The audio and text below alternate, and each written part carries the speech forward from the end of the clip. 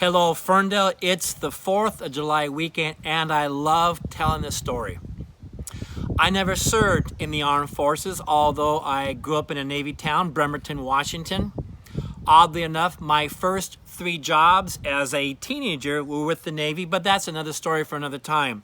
Like you, I grew up respecting those who put on the uniform to service, especially those that went overseas. My father was in the Army. My Uncle Jim fought during World War II in Italy and in North Africa, and we have a profound and humble respect for those that have put on the uniform to serve and fight for us. It was about 3 weeks before I started serving as mayor that I attended the memorial service of Ferndale's own Jon Mutchler, and most of you know who Joe was. I used to visit with Joe on some of my runs by his house as he was gardening. But during that service, I got the full brunt of his life and his service, and I was moved so much that I thought there's got to be some permanent way that we can honor Joe. I recalled that we had a street off of Main Street that had not been named, and I met with our chief of police and I said, why do we name that street after Joe?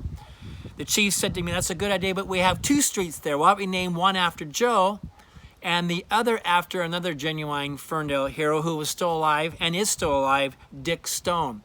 And so we named those 2 streets right off of Main Street near the railroad bridge, Dick Stone Lane and Joe Moser Lane. It wasn't maybe 4 or 5 months later that I was running with some friends, and there was a young runner with us named Aiden. Aiden looked up at those signs and he said, Mr. Mayor, who are those guys? And I got to tell Aiden the story of 2 homebred Ferndale heroes who served us honorably, who were captured, who were put in terrible POW camps, but were able to endure and persevere and come back home to serve and honor and bless us here in Ferndale for decades and really make their marks. And so those streets are named to honor them, and this video is done today to honor them.